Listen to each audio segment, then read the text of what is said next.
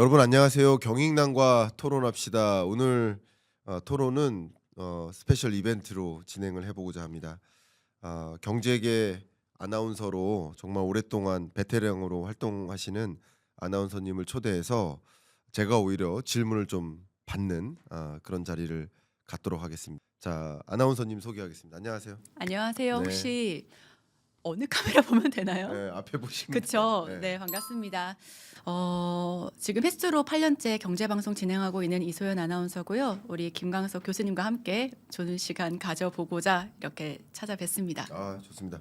지금부터는 네. 제가 진행권을 넘겨서 일방적으로 질문을 받는 그런 시간을 갖도록 하겠습니다. 오늘 그럼 제가 호스트군요. 네, 그렇습니다. 알겠습니다. 네, 자, 그럼 첫 번째 질문 순서부터 들어가 볼까요? 점점 더 양극화가 심각해지고 있는 현상이 나오고 있습니다. 뭐 작년도에도 그랬고 그 전년도에도 그렇고 올해는 또 그만큼 더 심각할 거라는 소식인데 어떻게 보실까요? 양극화 문제가 굉장히 심각해졌습니다. 그러니까 간단하게만 말씀드리면 소득 기준으로 상위 10%가 혹은 자산 기준으로 상위 10%가 나머지 전체 자산의 우리나라 전체 자산의 약 60%를 갖고 있습니다. 그러니까 자산 10% 소유자가 전체 자산의 60%. 또 소득 기준으로도 보면 소득 상위 10%가 전체 총소득의 60% 정도 그렇게 갖고 있습니다. 그게 이제 양극화된 구조인데 그런데 중요한 것은 이 양극화가 더 벌어지고 있어요. 그러니까 소득 기준으로 봤을 때 1분위부터 10분위까지 나눴을 때 상위 10분위 고소득층의 소득은 특히 재산 소득을 중심으로 늘어나는데 재산 소득이 바로 우리가 투자해서 버는 그런 것들이 많이 있거든요. 배당 소득, 이자 소득 이게 금융 투자에 따른 소득이잖아요. 그러니까 그런 재산 소득이 역대급으로 늘어나는 과정에서 이 10분위 고소득층은 고소득자가 되고 더 저소득계층은 소득이 그냥 지지부진하게 늘어서 격차가 더 벌어지죠. 고자산과 10분위 자산가와 1분위 자산가 간의 격차도 마찬가지 벌어지고 있습니다.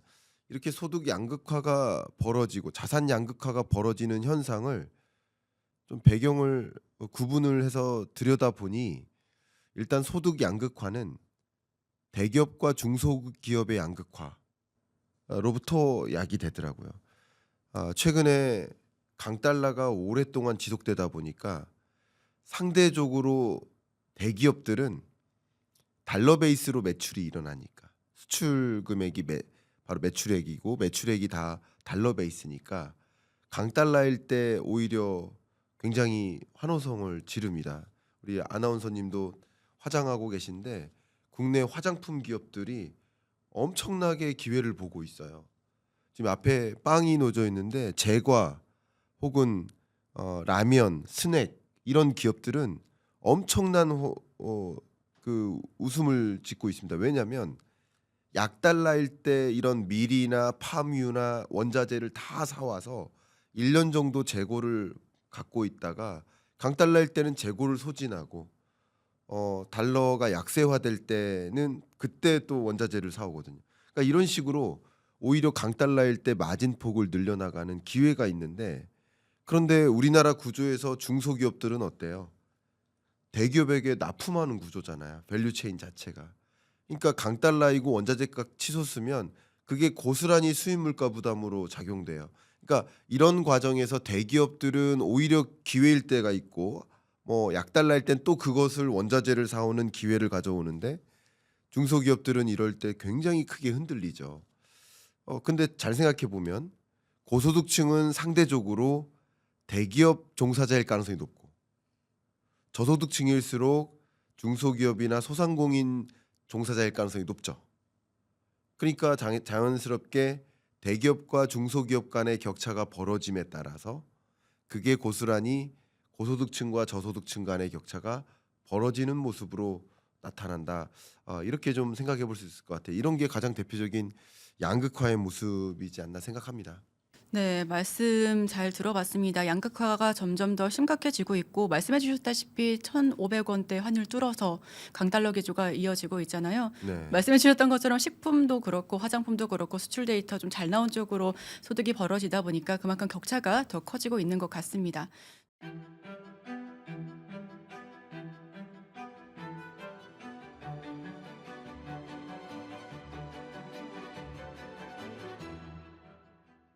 네, 부유층이 더 부자가 되는 과정에서 금융 지식과 자산 투자, 네트워크 등 여러 요소가 복합적으로 적용을 한다고 합니다. 교수님께서는 이 중에서 좀 가장 결정적인 요인이 되는 게 뭐라고 보실까요?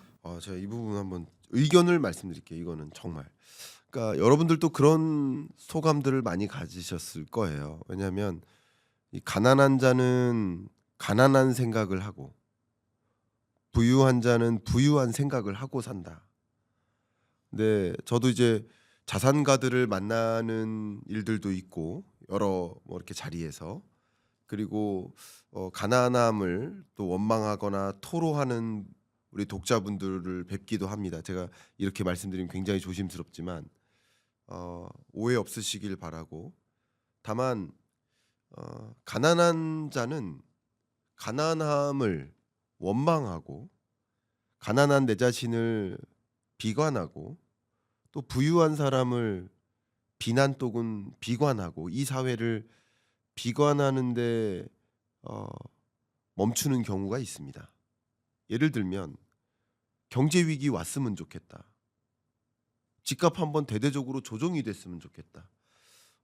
물론 무주택자로서는 그런 바람이 있을 수도 있지만 잘 생각해 보면 다주택자의 불행을 보면서 내가 기회를 보겠다라는 의도잖아요. 근데 한번 생각해 보세요. 다주택자나 자산가들을 옹호하는 것이 아니라 이들은 어떤 생각을 하고 있냐면 경제 위기 왔으면 좋겠다라는 생각을 안 해요. 그러니까 언제 어느 시점에 내 돈을 위치시킬 것인가를 정말 오랜 시간 고민합니다. 제가 엊그저께 한 금융사의 포럼에 강연을 갔다가 그 자산가 분들이 이제 초대됐는데 질문을 좀 받는데 어떤 질문이 있었냐면 자기가 오피스텔 3개를 투자했대요. 근데 오피스텔 투자는 좋은 국면은 아니잖아요. 근데 그래서 너 오피스텔 투자해서 가치 상승을 기대하고 한 게 아니다. 새 자녀한테 증여하기 위한 목적이다. 대학생이 될 때 그때 이 오피스텔로 증여하려고 한다. 그럼 제가 이런 반문을 드렸어요. 증여를 받은 대학생의 미래와 증여를 받지 않은 대학생의 미래 뭐가 더 나을까요? 저는 증여받지 않은 대학생의 미래가 더 나을 수 있다.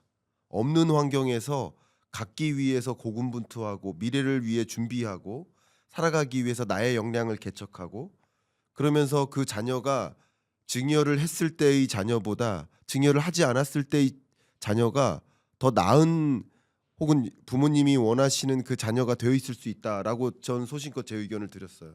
그렇게 말씀을 드리니까 그래서 저도 증여를 해주지 않으려고 생각을 했대요. 이게 여러 가지 생각을 해보시면 그러니까 이 자산가들의 생각은 어떻게 절세할 것인가, 어떻게 자산을 또 불릴 것인가 이런 걸 가지고 고민을 굉장히 많이 합니다. 또 더군다나 지금 이런 국면에는 미국 부동산에 투자해야 되는 거 아니야? 하는 의문을 많이 가지시고 저도 그 부분에 대해서는 긍정적인 의견을 갖습니다. 투자자적인 관점에서는. 왜냐하면 미국으로 리쇼어링을 대거 이끌고 트럼프가 지금 현대제철도 미국에 들어와라. 삼성전자 공장 더 줘라. 이런 압박이거든요. 세계적으로 많은 기업들한테. 그럼 한번 생각해 보세요. 기업들이 입지하면 어떤 일이 벌어질까요? 저는 지난 여름에 아틀란타 현지에 다녀왔지만 SK온 배터리 공장을 짓습니다. 그럼 그걸 보면 뭐를 상상할 수 있을까요? 아, 여기 한국 SK 기업의 직원들이 주재원들이 한 몇백 명 들어오겠구나. 그러면 몇백 명 들어오는데 살 집이 있을까? 집이 부족합니다. 아틀란타 조지아주가 집이 부족해요. 아니, 집이 부족하다는 표현이 아니라 현저히 부족합니다. 그러면 집값이 어떻게 될까요? 계속 상승하죠. 근데 예를 들어서 3억짜리 집을 사면 대략 임대 수입이 7%예요. 그리고 그걸 달러 베이스로 가져가요. 그러니까 이런 걸 그림 그리는 거죠. 자산가들은. 그러니까 제가 오늘 드리고 싶은 말씀은 여러 가지 현상도 있고 제도적인 문제도 있고 우리가 어떻게 대응해야 될지를 고민해야 되는데 자산가들은 갖고 있는 자산을 어떻게 불릴까를 고민하는 거예요. 그러니까 그 고자산가가 더 많은 자산가가 되는 거예요. 근데 안타깝게도 지금의 양극화 구조는 소득이 절대적으로 부족해요. 왜? 물가는 상승하는데 물가 상승 속도보다 소득 증가 속도가 낮으니까 결국 실질 소득이 감소하는 거예요. 그럼 부족분을 어떻게 해요? 생활비를 마련해야 되는데 부족분을 대출로 메꾸죠. 그럼 이자 상환 부담이 있죠. 그러니까 재산 소득 중에 일부가 이자 소득인데 이자 소득은 역사상 최대치로 늘어났는데 24년 한 해. 근데 한편의 저소득 계층은 지급해야 될 이자 부담이 사상 최대치로 늘어난 거죠. 그러니까 이런 것들이 양극화의 구조입니다. 그래서 저의 조심스러운 의견은 많은 사람들이 부자가 되길 원하시죠. 당연하죠. 네, 모두가 부자가 되길 원한단 말이에요. 가난한 자가 되길 원하진 않을 거예요. 근데 저도 목표가 뭐냐고 물어보면 부자가 되는 게 목표는 아닙니다. 다른 게 목표입니다. 근데 가난한 자가 되고 싶냐 부자가 되고 싶냐라고 둘 중에 하나를 선택하라고 하면 저는 가난한 자가 되고 싶지는 않다고 말씀드립니다. 누구도 그럴 거예요. 그러면 어떤 생각을 해야 됩니까? 부자가 되기 위한 생각을 해야 되죠. 부자가 되기 위한 고민을 해야죠. 근데 그런 관점에서 그러면은 시장을 보고 경제 국면을 보고 어떤 분야로 돈의 쏠림, 돈의 이동이 있는지를 보고 그 방향대로 나도 투자적인 의사결정, 자산 가치에 올라타는 의사결정을 해야 되지 않을까? 그러니까 이런 양극화가 벌어진 현상의 책임이 저소득층에 있다, 가난한 자에 있다라고 말씀드리는 게 아니라 사회 문제에 있고 제도적인 문제도 있고 있지만 이럴 때일수록 우리가 생각을 또 바꿔 나가면서 더 고민하고 대응해야 되지 않을까 하는 의견도 많이 갖고 있습니다. 예, 그런 부분부터 먼저 말씀을 드려보고 싶습니다. 굉장히 조심스러운 말씀인데 제가 가난한 자가 잘못된 거다 이런 의견이 절대 아니라 이럴 때일수록 내가 정말 가난한 자가 되기를 원치 않는다면 그러면 어떤 식으로 사고하고 어떤 식으로 내가 경제적인 생활을 영위해야 될지 그냥 무작정 경제 위기만을 바라고 무작정 집값 폭락만을 바라는 것이 아니라 뭔가의 그 시대적 흐름을 읽어나가면서 적절히 자산 관리하는 노력을 해야 되는 게 아닐까 그런 생각을 해봅니다. 네, 교수님께서 참 조심스럽게 말씀을 해주셨고요. 양극화와 더불어서 미국 우선주의까지 갔다 왔습니다. 네. 그런데 빈부격차가 벌어지는 현상이 개인 책임으로만 귀결되는 게 아니라 국가의 경제 정책이나 시대의 흐름에도 영향을 받을 수 있을 것 같은데요. 가난을 극복하기 위한 거시적인 접근 방법은 어떤 게 있을까요? 네, 너무 중요한 두 가지 의제를 주셨어요. 이런 국면에 우리는 소위 말하는 정책 공백을 경험하고 있어요. 네, 근데 가장 중요한 정책 공백 중에 하나가 이제 트럼프가 이제 취임하잖아요. 그러면 외교적으로 다른 리더십을 꾀합니다. 바이든식 리더십은 가치 외교예요. 가치 외교. 그러니까 함께 이념을 같이 하는 나라들끼리 동맹국을 결성하고 그들과 이제 외교적으로 똘똘 뭉치는 그런 움직임을 가져갑니다. 근데 트럼프는 가치 필요 없다. 이념 필요 없다. 거래 외교입니다. 딜이 성립되면 돼요. 이념 따윈 필요 없다. 러시아도 북한도 내 친구가 될 수 있다. 내가 북극 항로 진출하는데 도움만 준다면 난 이들과 함께 하겠다. 유럽 너네들이 나한테 도움 주는 거 있어? 없잖아. 이런 식인 거야. 도움 주는 게 없다는 뜻이 아니라 그러니까 그만큼 거래 외교 중심인데 그러면 미국이 일본과 러시아와 북한과 함께 외교적인 어떤 움직임을 같이 펼쳐나갈 때 한국은 상대적으로 지금 리더의 부재로 인해서 한국 패스, 코리아 패스가 야기될 수 있습니다. 가장 대표적인 예입니다. 이런 것들이 정책 공백인데 또 중요한 정책 공백으로서 제가 지적하고 싶은 것은 당장 발등에 불이 떨어졌기 때문에 우리 한국 경제에 그래서 이번 12월 3일 날 발표했었던 기획재정부의 경제정책 방향을 들여다보면 구조적인 숙제의 대응책을 고민하지 않았어요. 그러니까 인구 구조 변화, 저출산 대응 혹은 양극화 해소 이런 구조적인 대응에 대한 고민이 완전히 빠져 있습니다. 이 부분은 너무 아쉽더라고요. 그러니까 이런 제도적인 문제도 있다라는 겁니다. 그럼 어떻게 되느냐? 여러분들이 많이 댓글로 참여하실 때 말씀 주시는 게 각자 도생해야 된다는 뜻이네요. 그렇습니다. 제가 드리고자 하는 얘기는 각자 도생도 필요하다라는 겁니다. 제가 기업들한테도 그 말씀 많이 드립니다. 정부가 지금 이런 국면에 뭔가 울타리가 되어줄 거라고 믿지 마십시오. 여러분이 스스로 준비하십시오. 공급망 대란 올 수 있습니다. 중국의 요소수 공급 차단만으로 끝날 것 같습니까? 반도체 기업한테, 자동차 기업한테 거기 들어가는 핵심 소재 다 중국에 의존하고 있지 않습니까? 이거 정부가 대응해 줄 수 있을 거라고 믿습니까? 스스로 대응하십시오. 가게도 마찬가지예요. 이런 양극화라는 구조 속에서 내가 어떻게 스스로 대응해야 될지를 고민해야만 합니다. 그냥 정책적으로 뭔가 대응책들을 마련해 주겠지라는 기대보다는 나 스스로 대응해야 되겠다. 여러분들 가장 대표적인 사회 안전판이 뭐예요? 국민연금인데 국민연금이 나의 삶의 질을 그래도 유지시켜 줄 거라고 믿지 않으시잖아요, 여러분들도. 믿지 않으시잖아요. 그러니까 신뢰를 저버려라라는 뜻은 아니고 그것에 전적으로 의존할 수는 없다라고 생각해 보신다면 나 스스로를 부양할 수 있는 구조를 만들어야 된다. 그게 양극화가 벌어지고 있다라고 한다면 정책적으로 어떻게 양극화를 해소할지에 대한 의견을 드리기보다 오늘은 그러면 나는 밑으로 내려가는 양극화의 대상이 되지 않아야겠다. 여러분 모두가 부자가 되길 원하신다면 그러면 그런 마인드를 좀 장착하시고 그렇다면 적정한 시점에 적정한 자산과 나의 일부의 소득을 바꿔나가는 대응을 할 필요가 있겠다. 그게 우리가 미래를 설계하는 방식이 되어야 되지 않을까. 그런 부분을 또 제가 여러분들과 함께하고 싶다라는 생각을 많이 했습니다. 네. 정책 공백에 따른 리스크도 좀 감안해 가면서 각자 도생이라는 말이 참 냉정하게만 들을 게 아니고 어느 부분을 좀 깊이 있게 고민을 해 봐야 되는 순간이다라는 말씀까지도 들어봤습니다. 또 트럼프 얘기 직전에 했었잖아요. 네, 트럼프와 함께 상승하고 또 오름세를 기록하고 있는 게 비트코인입니다. 네, 비트코인 같은 경우에는 최근 들어서 10만 달러 돌파하고 역사적인 최고가까지 갔다가 다시 좀 미끄러지는 모습 보여주고 있는데요.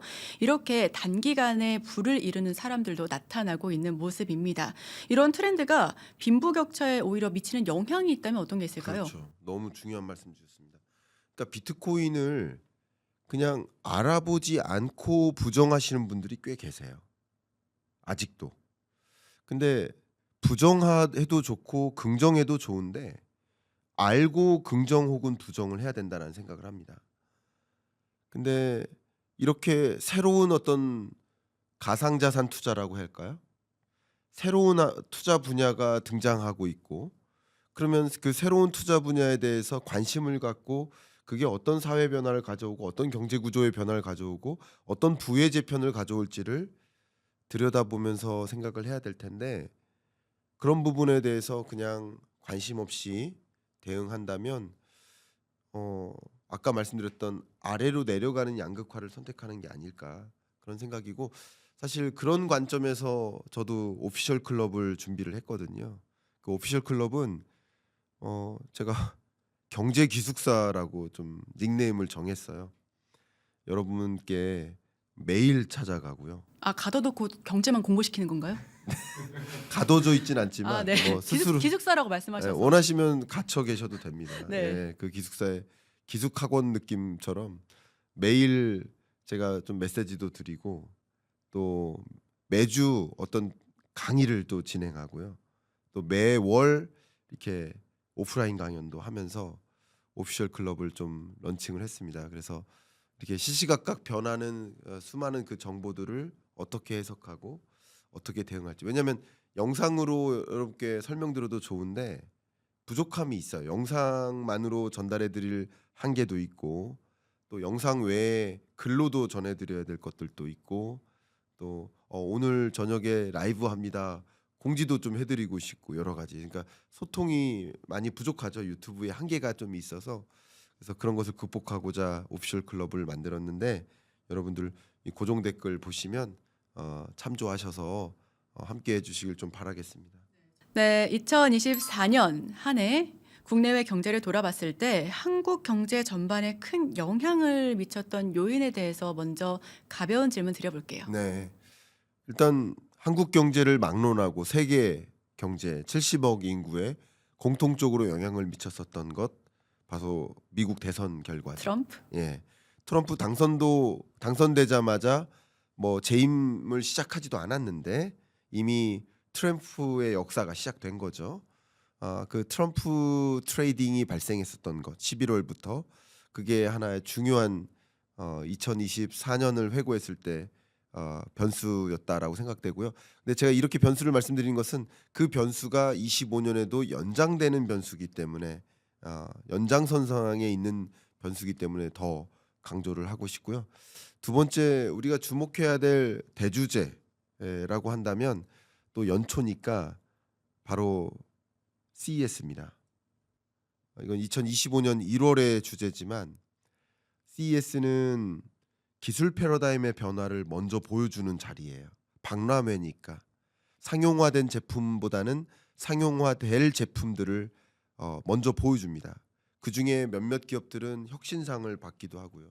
저도 매년 1월이면 CES에 참석을 하거나 참석을 오프라인으로 참석 못할 경우 온라인 참석으로 대체를 하고 있는데 사실 뭐가 더 좋냐 그러면 온라인 참석이 더 좋습니다. 오가기 힘드니까요. 오가기도 힘들지만 가면 정말 너무 사람이 북적북적해서 제대로 뭔가 그 기술 쇼나 이런 것들을 체화하기가 어려울 때가 있어요. 사람이 그렇게 많나 봐요. 정말 많아요. 그리고 이제 호텔도 복잡하고 교통도 그러니까 라스베이거스에 1월 초에 가면 안 됩니다. 사실 그 정도예요. 제가 네.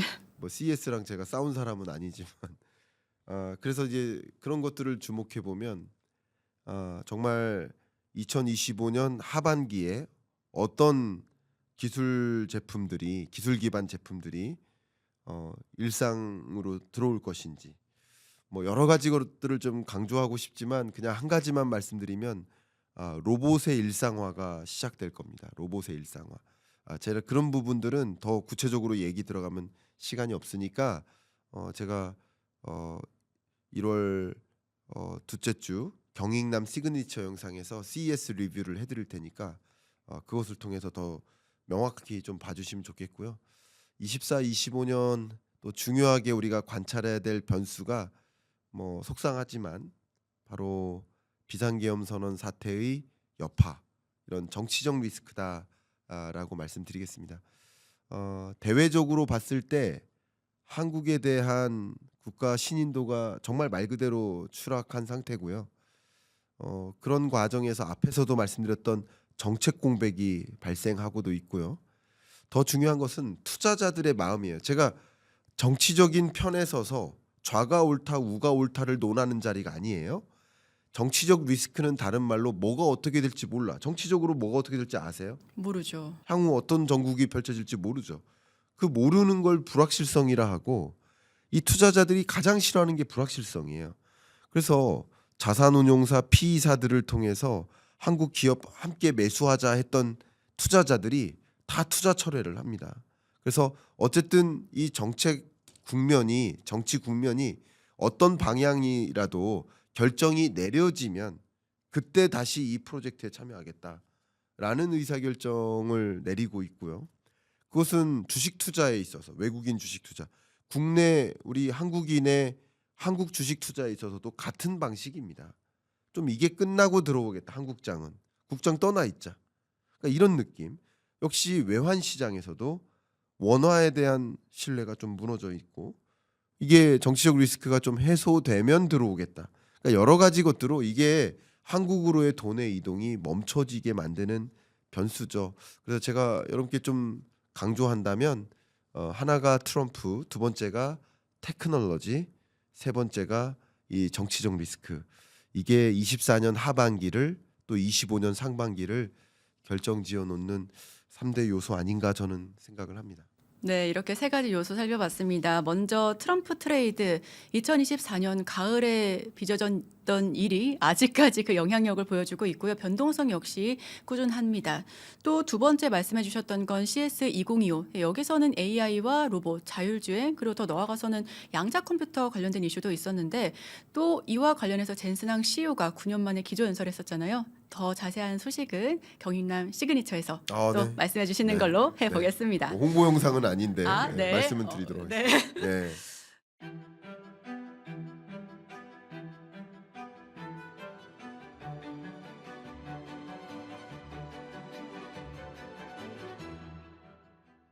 네, 글로벌 경기 침체나 지정학적 리스크가 커져가고 있습니다. 트럼프 당선인은 파나마 운하나 뭐 그린란드 매입하겠다부터 시작해서 계속해서 중국 때리기도 하고 있고 또 우크라이나 전쟁과 같은 경우에도 발을 뻗치고 있는데요.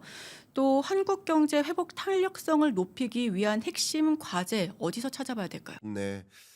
이 탄력성, 리질리언스라는 표현을 미국의 주요 의사결정자들이 한국에게 던지고 있어요. 그것은 그렇게 되길 바란다라는 뜻이겠죠. 근데 그 리질리언스는 어쨌든 어 2024년 12월부터 일종의 붕괴된 이 민주주의가 한국의 민주주의의 어떤 위상이 상당히 무너졌는데 다시 리질리언스 회복 탄력성을 갖고 제자리로 돌아올 걸 기대한다.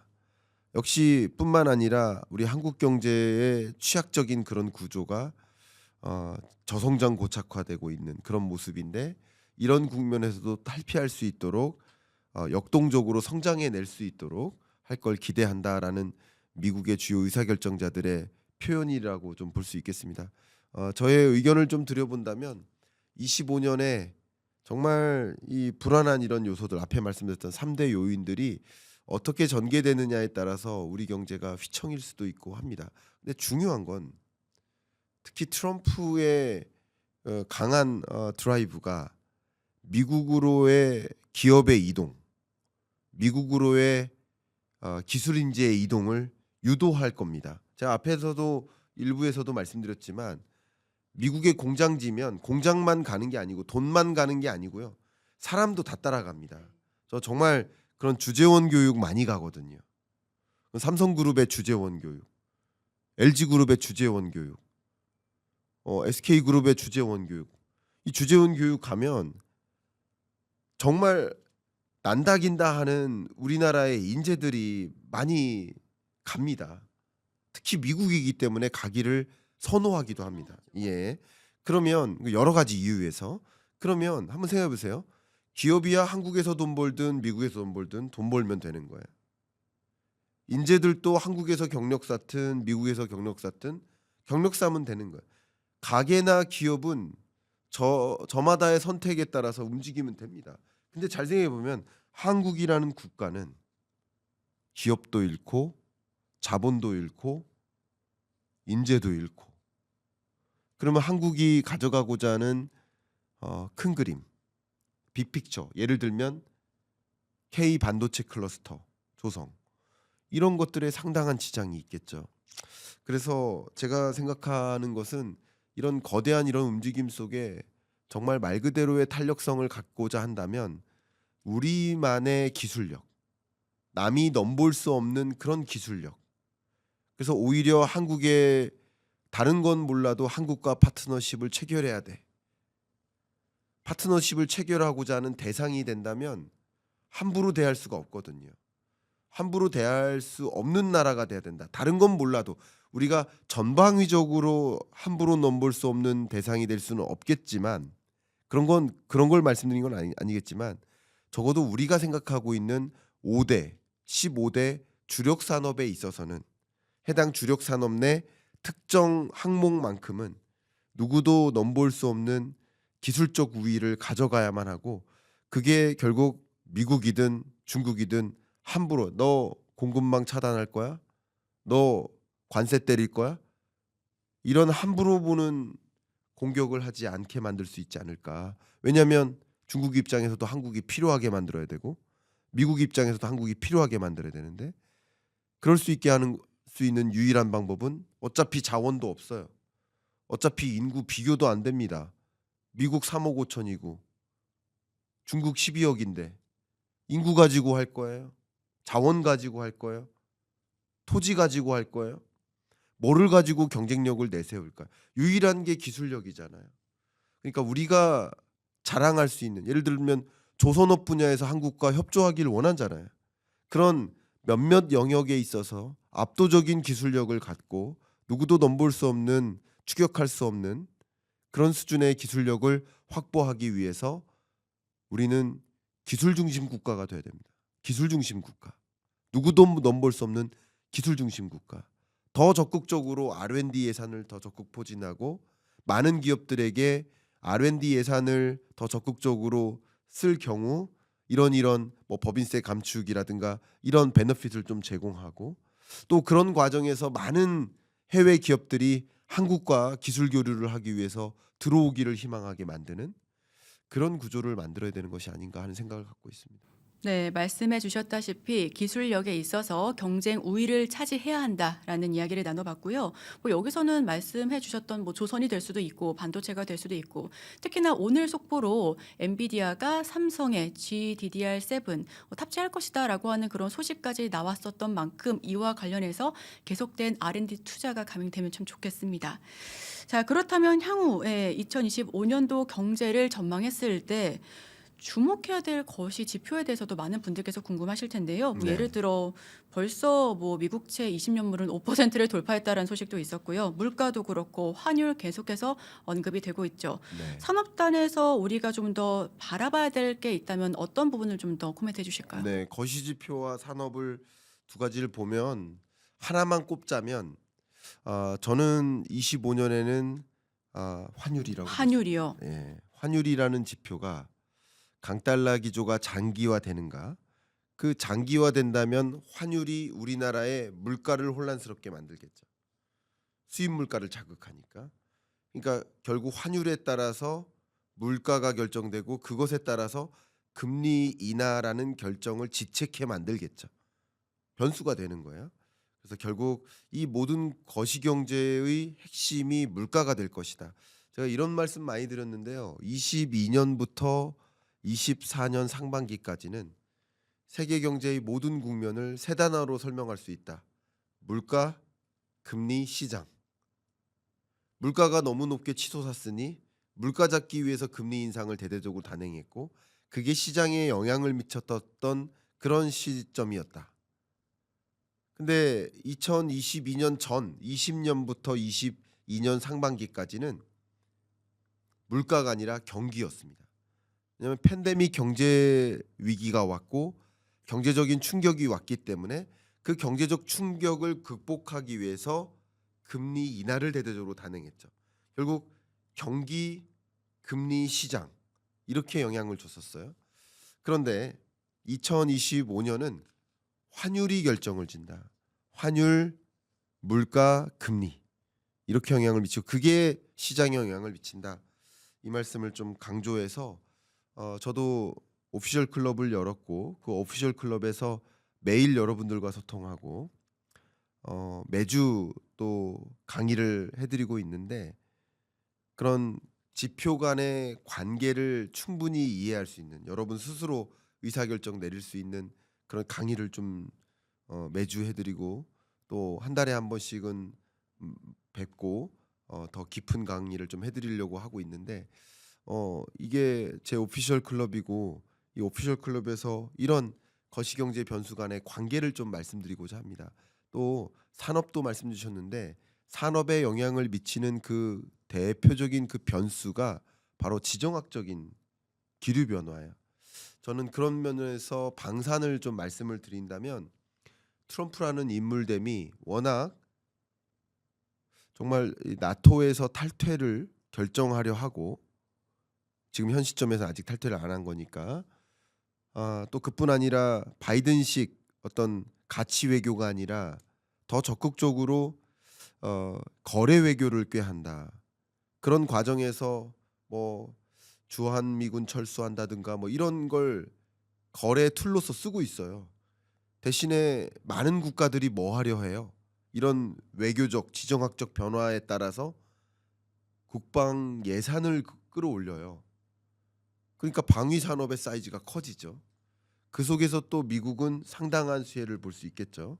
방위 산업, 글로벌 방위 산업의 절대적인 비중을 차지하니까 결국 이런 산업에 영향을 미치는, 특히 뭐 반도체나 전기차, 2차 전지도 트럼프식 어떤 지정학적 공격, 관세 전쟁 이런 것에 따라서 이 산업의 실적도 변화가 있을 수 있고 하니까 더더군다나 우리는 이 산업에 영향을 미칠 만한 지정학적, 외교적, 안보적 그런 변화를 좀 지켜봐야 되지 않을까. 그런 부분들을 저는 오피셜 클럽을 통해서 좀 더 적극적으로 그 기조에 깔린, 그러니까 문장이 있고 문장이 있다면 그 문장을 아는 것도 중요하지만 그 문장과 문장 간의 그 행간의 의미 이런 것을 좀 오피셜 클럽을 통해서 좀 전달해 드리고 싶은 마음입니다. 네, 네. 방금 말씀해 주셨으니까 생각이 나는 게 왜 기업 보고서들 증권사에서 발행을 하잖아요. 네. 여기서 해석하는 게 정말 중요하다라고 이야기를 들었습니다. 예를 들어서 뭐 어떤 기업의 주가가 단기적으로 아주 안 좋을 것 같은데 또 아주 안 좋다라고 내기 어려워서 단기적으로 먹구름, 음. 그러나 장기적으로 이런 식으로 좀 애둘러서 표현을 한다고 하더라고요. 네. 이런 것처럼 우리 교수님께서 말씀하신 부분들 정말 깊이 있는 그런 부분들까지도 함께 공부하실 수 있는 시간 나눠 가시면 좋겠습니다. 너무 말씀 감사하고요. 이 김광석의 오피셜 클럽 많은 분들이 이제 댓글로, 왜냐하면 이제 저는 이렇게 밴드를 만든 적도 없고 카카오 뭐 이렇게 뭐죠? 카카오 스토리인가요? 그 네. 뭐라고 하죠? 그런 거를 단체방. 단체방 예. 같은 걸 만든 적도 없고 한데 그런 것들이 꽤 있나 봐요.